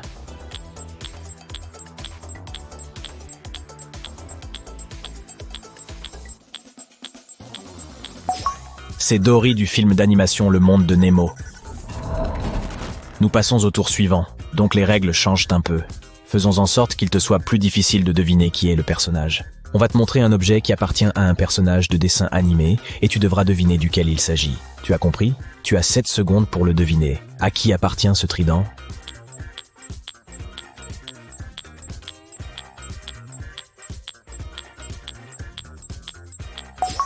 Ah, celui-ci est trop facile.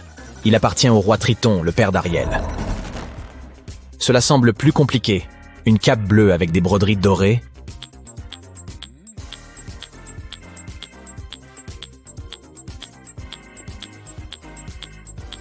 Elle ne peut appartenir qu'à la bête, n'est-ce pas? De la Belle et la Bête. C'est sa tenue lorsqu'il danse avec Belle dans cette scène de légende. À qui pourrait appartenir cette pantoufle de verre?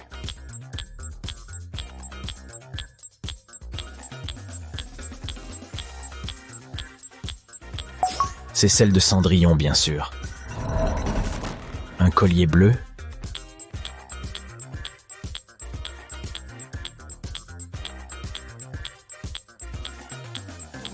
Il s'agit encore de Pocahontas, mais seuls les plus grands fans de Disney le savent. Un tambourin? Qui joue du tambourin?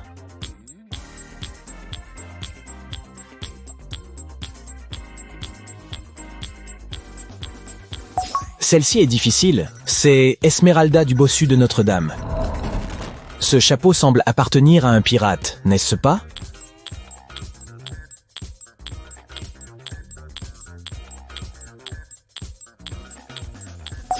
C'est parce qu'il appartient au capitaine Crochet de Peter Pan. Une toque de cuisinier? Mais pourquoi est-elle si petite?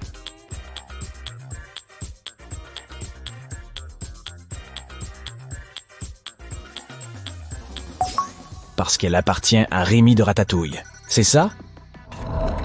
Qui porte un arc et des flèches de nos jours?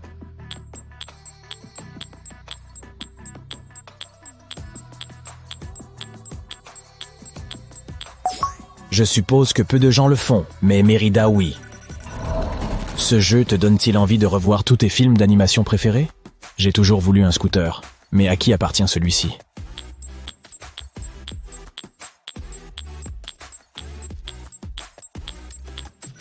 Ah, mais c'est Luca Cierto! Je me souviens de ce chapeau.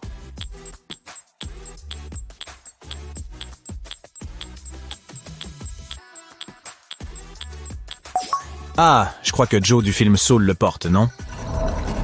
Monsieur Patate? Je ne pense pas qu'il appartienne à un personnage en particulier, mais il fait partie de la franchise Toy Story, n'est-ce pas?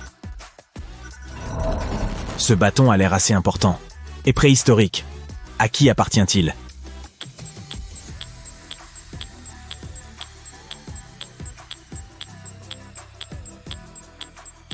C'est celui de Gran, dans le film Les Croods, qui ne l'aime pas. Bravo à tous ceux qui ont répondu correctement à la plupart de ces dernières questions. Elles étaient plutôt difficiles. Pour le prochain tour, pourquoi ne pas jouer un peu avec nos outils de génération d'images? À quoi ressembleraient ces personnes célèbres si elles vivaient à des époques différentes? Jetons un coup d'œil. De qui penses-tu qu'il s'agisse?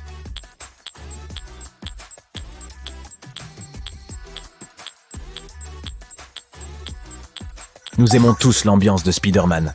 Mais voici à quoi il ressemblerait s'il vivait à l'époque victorienne, vers 1800. Il aurait toujours son masque rouge, bien sûr. Mais même les super-héros devaient être guindés à l'époque. C'est pourquoi il porte un gilet avec de précieux boutons dorés. Sans oublier que ce Spider-Man a une cape, ce longue cape sur mesure que les messieurs avaient l'habitude de porter. Peux-tu dire de quel super-héros il s'agit?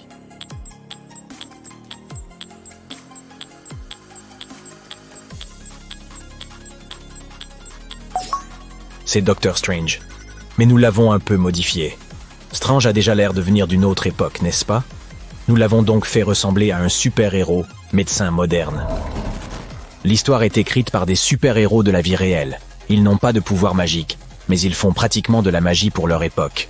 Peux-tu deviner de qui il s'agit?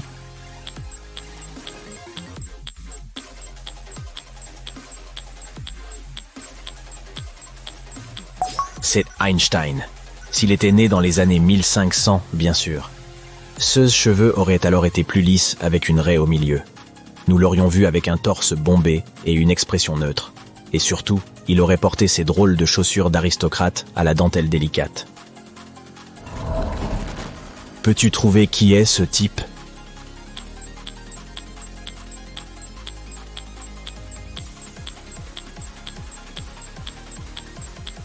C'est Beethoven. Si Beethoven avait été adulte au début des années 2000, je pense qu'il aurait ressemblé à un membre des Backstreet Boys ou de NSYNC. Il n'aurait pas non plus eu les cheveux en bataille puisqu'on lui aurait fait un beau dégradé à la place. Honnêtement, je crois que j'aime cette version de lui. Et qu'en est-il de cette personne?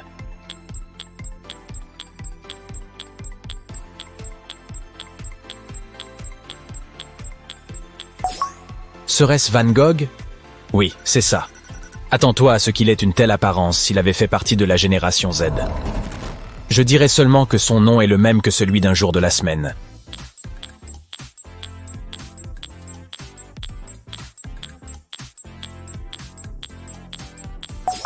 Ça aurait été Mercredi Adams si elle était née en Floride au début des années 2000. Ses cheveux auraient été beaucoup plus clairs et, dans cet univers alternatif, elle n'aurait pas été allergique à la couleur. C'est impossible quand tu vis dans le Sunshine State. On invite des célébrités à notre jeu. Peux-tu deviner qui est celle-ci?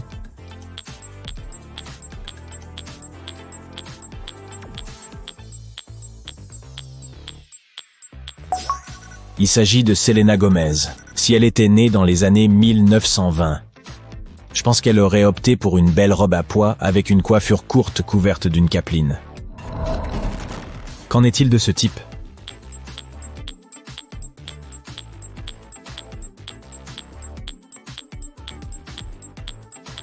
Le seul et unique, Brad Pitt. Mais s'il avait vécu dans l'Égypte ancienne, je dois dire que ces tuniques pastel lui vont à ravir. Oh, et nous l'avons vu dans 3. Il s'est vraiment resté élégant en sandales. En avant vers le futur. Notre IA a généré ce à quoi ressembleraient certaines célébrités dans 40 ans. Peux-tu dire de qui il s'agit?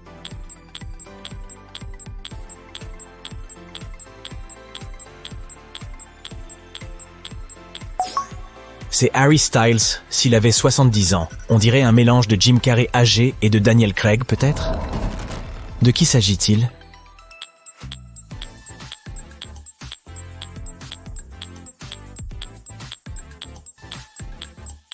Je pense que les cheveux l'ont trahi. C'est Billie Eilish. Avec ses cheveux blancs naturels, elle ressemble à Tilda Swinton dans Narnia. Magnifique, si tu veux mon avis.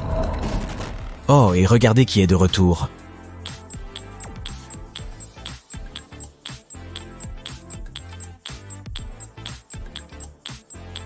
C'est la version vieillie de Ryan Gosling.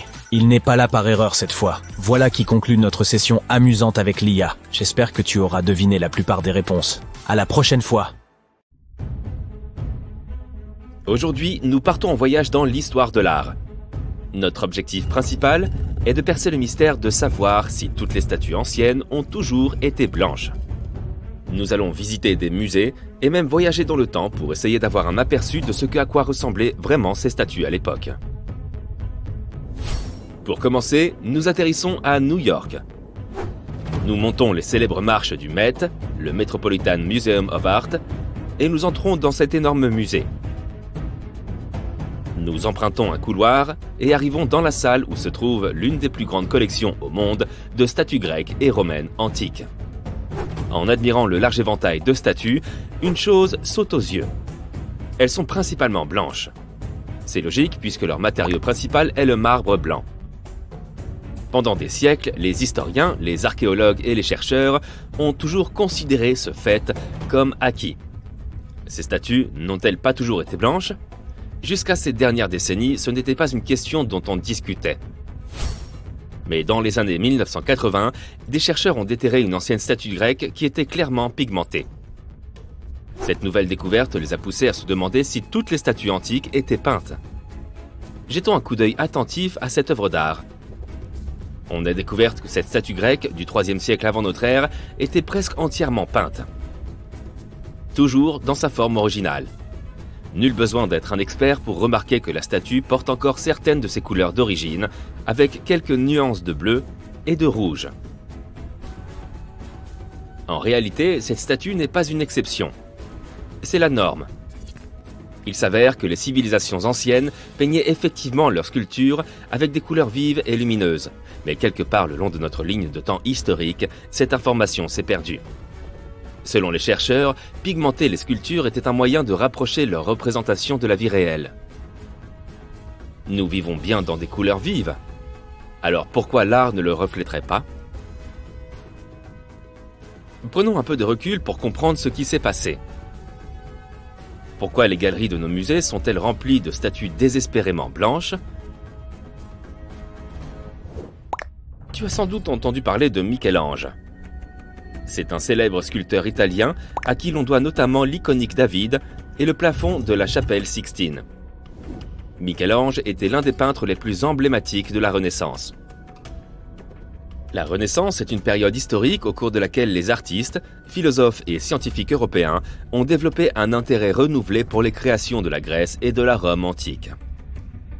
Des artistes comme Michel-Ange ont étudié une série de sculptures romaines comme par exemple le groupe de Laocoon. Ils sont tombés amoureux de leurs figures réalistes et de leur marbre blanc immaculé. La seule chose qu'ils ne savaient pas, et ils n'avaient pas la technologie pour le savoir, c'est si les pigments colorés de ces sculptures avaient des teints. Après tout, elles ont été trouvées après avoir été enterrées ou laissées à l'air libre pendant des années. On pense que cette statue en particulier, le Laocoon, avait des serpents et des manteaux colorés, par exemple. Lorsque les artistes de la Renaissance ont entrepris de rendre hommage aux artistes antiques, ils ont également laissé leurs chefs-d'œuvre à nu. Ils ont sculpté directement sur le marbre et les ont laissés blancs, sans pigmentation, probablement parce qu'ils pensaient que c'était ainsi que les choses se faisaient autrefois. Les œuvres de Michel-Ange et de ses pairs ont influencé toute une génération de sculpteurs par la suite. Cette façon de faire de l'art a donc voyagé jusqu'au temps moderne, sans qu'on se pose trop de questions. Pourtant, les preuves de la présence de pigments de couleur dans les statues anciennes sont nombreuses. Certaines recherches révèlent que les érudits savent depuis au moins un siècle que les sculptures antiques n'étaient pas toutes blanches à l'origine. D'autres études suggèrent que cette découverte pourrait avoir eu lieu encore plus tôt. Au début des années 1980, l'archéologue Vinzenz Brinkmann a fait une énorme découverte. Alors qu'il était étudiant à l'université Ludwig Maximilian à Munich, il a développé une technologie capable de détecter la polychromie dans d'anciens échantillons de statues grecques. La polychromie est l'art de peindre en plusieurs couleurs.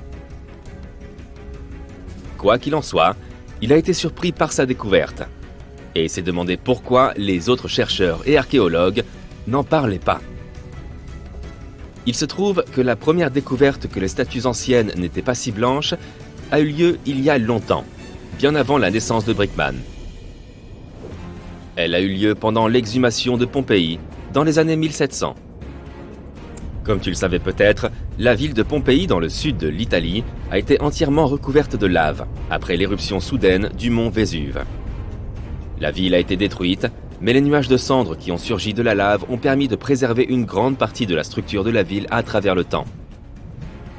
Pour le plus grand bonheur des historiens de l'art et des archéologues, Pompéi est devenu un terrain de fouilles privilégié pour comprendre la Rome antique. Les chercheurs y ont trouvé plusieurs fresques conservées qui représentaient des scènes de la vie quotidienne romaine. Dans l'une d'elles, on voit un artiste peindre une sculpture. Ce fait a été documenté par un historien de l'art très célèbre, connu sous le nom de Johann Joachim Winckelmann. Il est aussi considéré comme le père de l'histoire de l'art. Maintenant, regardons de plus près une autre statue célèbre. Pour l'admirer, il faut aller à Rome et visiter les musées du Vatican. La statue est une représentation classique de César Auguste. Au cas où tu ne le saurais pas, il est le fondateur de l'Empire romain et le premier empereur de Rome. C'est un personnage important. La sculpture s'appelle l'Auguste de Prima Porta. Tu l'as peut-être déjà vue dans un manuel d'histoire. Il se trouve qu'elle est toujours représentée sous sa forme de marbre blanc. Mais selon une découverte archéologique des années 1860, la statue originale était bien plus colorée.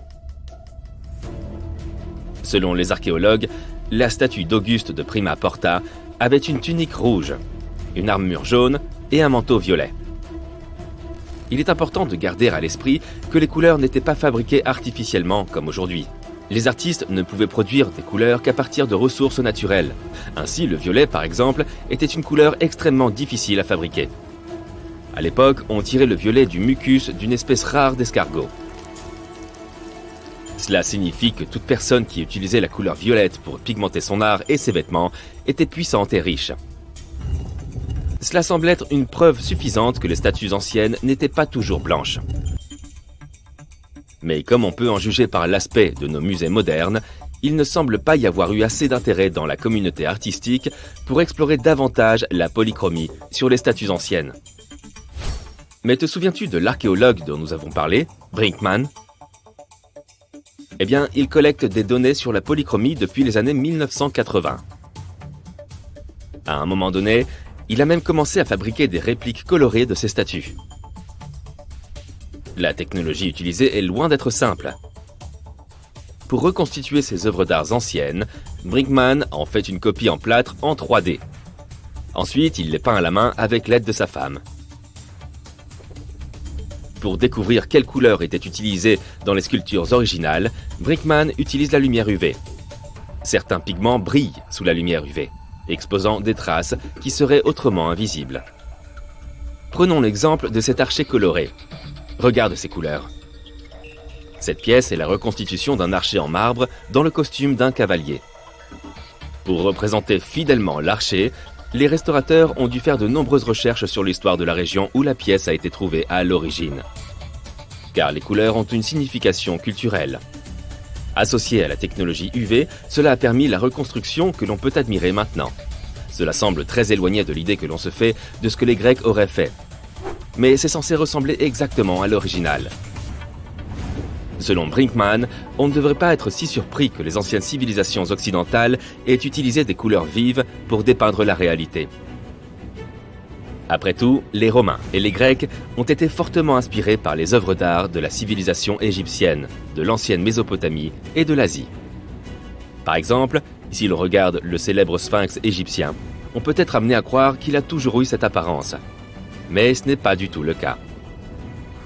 Des études modernes et des reconstructions virtuelles du monument nous montrent qu'il était très coloré. Le corps de la statue aurait été peint en couleur terre cuite, tandis que la coiffe royale qui entoure la tête aurait été dorée et bleue. Toutes ces couleurs étaient considérées comme importantes à l'époque égyptienne, et il était tout à fait approprié de les utiliser pour représenter un pharaon. Le bébé T-Rex était adorable. Voilà, c'est dit. Difficile d'imaginer ces deux mots dans la même phrase. Mais après tout, même le grand méchant T-Rex n'est pas sorti de sa coquille déjà adulte et effrayant. Au cours de ses premiers mois sur Terre, bébé T-Rex était une jolie petite boule de poils de la taille d'une dinde.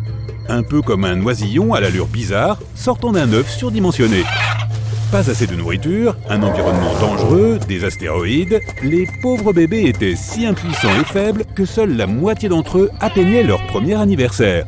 Les scientifiques pensent que leur duvet était là pour les garder au chaud quand ils étaient encore petits et vulnérables, en plus de les aider à se camoufler et à rester en sécurité.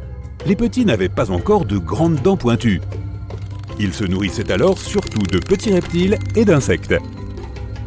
Ils grandissaient toutefois assez vite, puisqu'ils prenaient jusqu'à 2 kilos par jour, comme nous pendant les fêtes. Mais le fait le plus étrange à leur sujet, quand ils étaient petits, leurs bras avaient l'air tout à fait normaux par rapport à leur corps. Mais lorsqu'ils atteignaient la taille adulte, leurs proportions étaient bizarres. Leurs parents étaient super célèbres. Ils se sont retrouvés floqués sur des t-shirts, dans des films et dans des costumes d'Halloween. Mais le T-Rex que nous connaissons et aimons n'existait pas vraiment. Tout d'abord, la vitesse. Il n'était pas si rapide.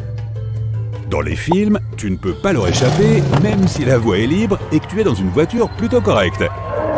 Selon les premières estimations, les T-Rex pouvaient courir entre 16 et 48 km à l'heure, ce qui est très rapide, mais des recherches récentes montrent qu'en réalité, ils ne pouvaient atteindre qu'environ 19 km à l'heure. Une vitesse supérieure aurait brisé leurs os massifs. Alors détends-toi, après quelques mois d'entraînement, même la patate de canapé la plus dévouée pourrait échapper aux dents acérées de ce monstre. Et qu'en est-il de notre vieil ami, le stégosaure ? Il a vécu il y a environ 150 millions d'années, il n'a donc pas eu la chance de rencontrer ces mignons petits T-Rex qui sont apparus bien plus tard. Nous reconnaissons tous ce dinosaure. C'est celui qui a ces fameuses plaques verticales sur le dos. Elles faisaient parfois jusqu'à 1 mètre de haut. Tu aurais presque pu te cacher derrière l'une d'elles. Les scientifiques ne savent toujours pas vraiment pourquoi ils en avaient. Mais ils pensent que le stégosaure aurait pu réguler son flux sanguin grâce à elle, comme un thermostat osseux massif. Ils pensent aussi que ces dinosaures pouvaient utiliser le même système pour contrôler la couleur de leur peau, selon qu'ils voulaient être attirants ou effrayants. Impressionnant, n'est-ce pas ? Cette pauvre créature avait un cerveau qui pesait juste un peu plus qu'une balle de tennis, et qui faisait à peu près la taille d'une noix. C'est l'équivalent du cerveau d'un chien, dans le corps d'un hippopotame.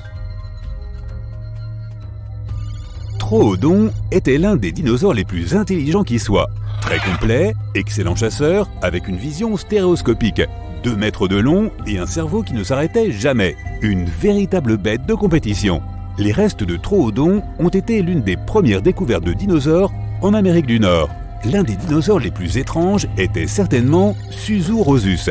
Appelons-le simplement Suson. Si tu la rencontrais, tu aurais l'impression de regarder une grosse dinde croisée avec un rat et avec un corps super poilu. C'est peut-être la grand-mère perdue depuis longtemps du paresseux moderne. Son copain, Pegomastax, n'était certainement pas loin derrière en termes de bizarrerie. Il ressemblait à un mélange entre un porc-épic et un perroquet. Mais ne le lui dis pas en face, il avait quelques dents pointues qu'il pouvait aiguiser l'une contre l'autre. Le plus grand et l'un des plus lourds dinosaures connus était Argentinosaurus. Personne n'a jamais trouvé de squelette complet, mais cette bête devait peser environ 100 tonnes et mesurer à peu près 40 mètres de long. En comparaison, le plus grand animal actuel, la baleine bleue, ne fait que 30 mètres de long.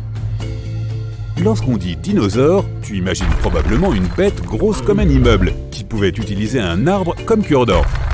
Certains d'entre eux étaient gigantesques, c'est vrai, comme ces dinosaures au long cou et à la queue monumentale qui pouvaient atteindre la taille d'un avion. Mais beaucoup d'entre eux étaient petits et légers, certains avaient la taille d'un pigeon. Le plus petit squelette de dinosaure jamais trouvé était un minuscule lézard-souris. Certains dinosaures avaient des queues de plus de 14 mètres de long, ce qui leur permettait de garder plus facilement l'équilibre quand ils couraient. Mais ils ne traînaient pas leur queue sur le sol. Les dinosaures restaient très actifs et étaient assez rapides, alors ils gardaient leur queue en l'air la plupart du temps. Même si ce vilain astéroïde a anéanti la plupart d'entre eux, une grande partie de l'ADN des dinosaures est restée dans les parages et s'est retrouvée dans les animaux que nous connaissons aujourd'hui, comme les oiseaux. La première fois que quelqu'un a ne serait-ce que songé à connecter les deux, c'est après avoir découvert un oiseau primitif en Allemagne. Plus tard, les chercheurs ont classé les dinosaures en deux groupes, en fonction du type de hanche qu'ils avaient. Le premier groupe semble assez familier. Ils avaient un bassin semblable à celui des lézards.